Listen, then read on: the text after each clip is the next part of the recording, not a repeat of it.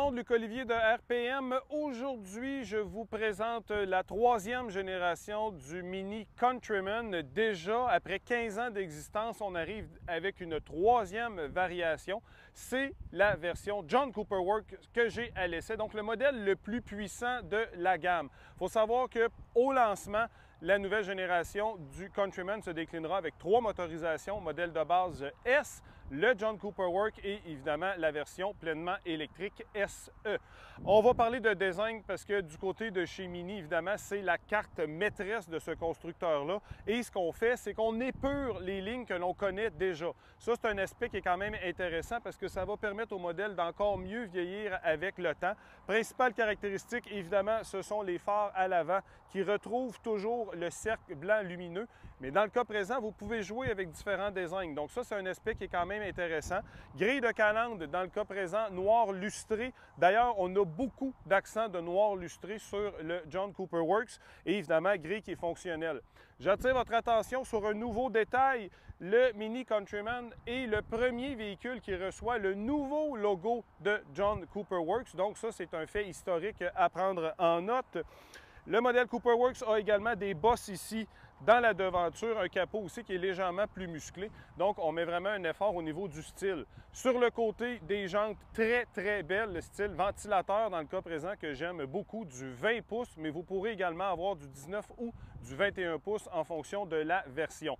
Le modèle, évidemment, est équipé d'accents rouges parce que le modèle John Cooper Works a son propre pare-choc qui est beaucoup plus agressif que sur les autres versions. Donc, vous avez des espèces de chandelles rouges à l'avant, rétroviseur, toit et un accent aussi à l'arrière.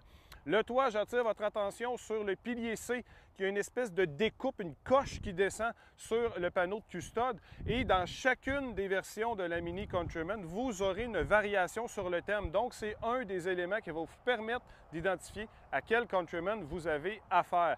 Et évidemment, à l'arrière, vous avez des feux tout en DEL, comme les phares à l'avant d'ailleurs, et vous avez une position qui est plus verticale. On veut vraiment insister sur la largeur du véhicule, mais puisqu'on est chez Mini, évidemment, il y a un petit clin d'œil britannique, vous pouvez également mettre les feux avec un style de Union Jack, le drapeau anglais. Donc, ce sera dans les possibilités de configuration.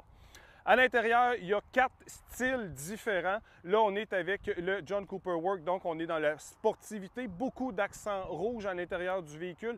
Tableau de bord qui peut être rétro-illuminé, entièrement recouvert de tissu qui est fait à partir de polyester recyclé. Donc, on voit qu'il y a une espèce un intérêt écologique de la part de Mini pour ce qui est des matériaux qui sont utilisés à bord des véhicules.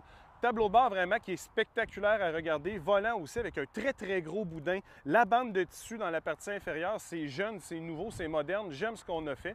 Et on a évidemment le clou du spectacle qui est l'écran central en fait, parce qu'il faut savoir qu'on n'a plus d'instrumentation proprement dit. On a maintenant un affichage tête haute, mais qui est disponible uniquement en option.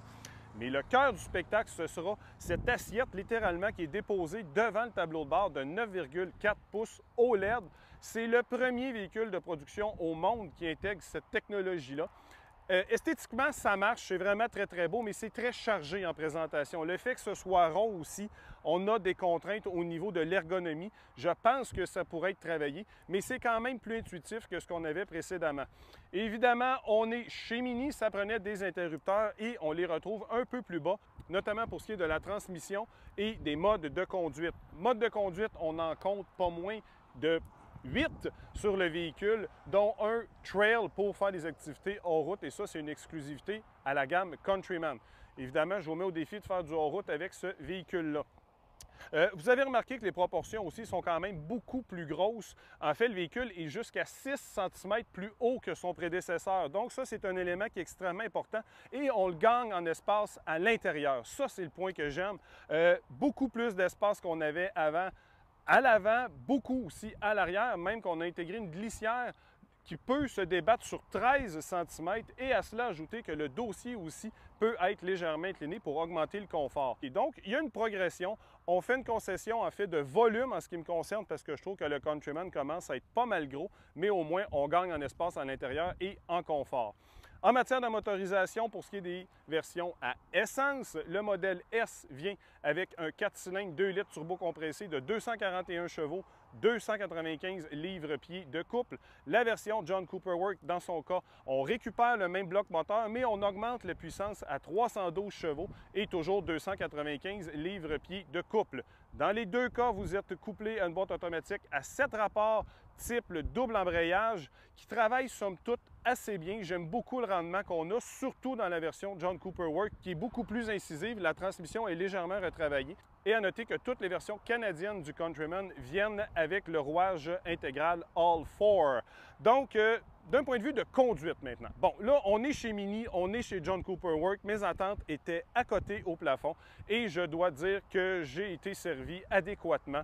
Vraiment, la direction est très agréable, surtout lorsqu'on se met en mode go-kart. Sonorité du moteur aussi qui est très intéressante avec des backfire en rétrogradation, quelque chose qui est le fun. La puissance, la vélocité de la mécanique vraiment est très, très agréable.